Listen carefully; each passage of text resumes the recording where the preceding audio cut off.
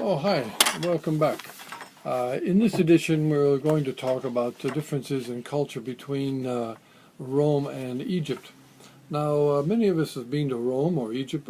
We've seen the fine buildings there.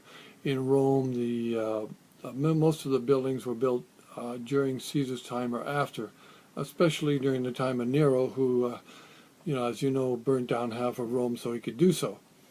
Now, where did the Romans get the money for this? As mentioned before, they got it from Egypt. The cheap labor, the stone masons, the ideas for architecture from Greece and Egypt. There are other differences too, especially between men and women. Rome tended to copy Sparta. Women stayed at home, men did the fighting. In Rome, the same thing. Women stayed at home, men did the fighting. In Rome, women couldn't vote. Supposedly, they couldn't handle a business. Their basic job was to stay at home, knit clothing for the husband and kids, cook the supper, and keep the house clean.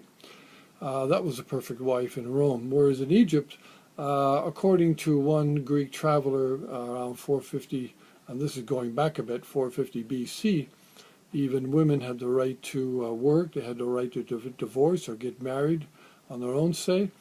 They had the right to work in the temples. Of course, many of them were queens, even before Cleopatra's time. The difference between the Romans and the Egyptians didn't make the Romans too happy. They didn't like what they saw until after Cleopatra died, and then they started to copy certain things as mentioned. Other things that come to mind are the care of children. I think both societies had a great love of children, but what they did were two different things. And how the royalty handled other royalty is also interesting to note. For example, when Cleopatra died, she had 3 children. The oldest, supposedly between her and Caesar, was Caesarion. Caesarion supposedly was murdered on his way to India. He was trying to escape. He was strangled to death. Some people say that. Other people say he did escape and went into northern India, where he became a Buddhist and came back as Jesus Christ. Well, that's another story.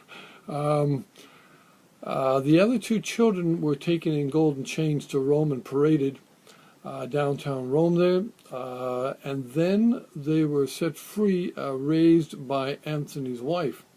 Now, Antony's wife is a bit of a strange story here. Antony was married, then he was divorced in Rome. Then he met Cleopatra and got married in Egypt, which wasn't recognized in Rome. And then he went back to Rome later on and married a beautiful woman, a very intelligent woman, and a very kind woman. When Antony went again back to Egypt to spend a couple of years with Cleopatra, she took care of his children, she took care of his business, and she even raised an army on his money to help him fight against other people or other countries. So for some strange reason, she didn't give up on him, and when Cleopatra died, as mentioned, the 2 children were brought back. The children were given to her to take care of, and later on they both married into royalty. So I guess the old story of royalty taking care of royalty still exists even today. All right, so next time I'll speak a bit more about Egypt, and if you find the donate page and button, please feel free to donate. We need a bit more to get going on what we're doing.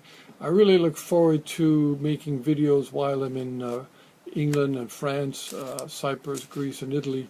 I'll be talking more about history there, as well as explaining what's happening with the film work that we're doing. All right? Until then, we'll see you next time. Bye-bye.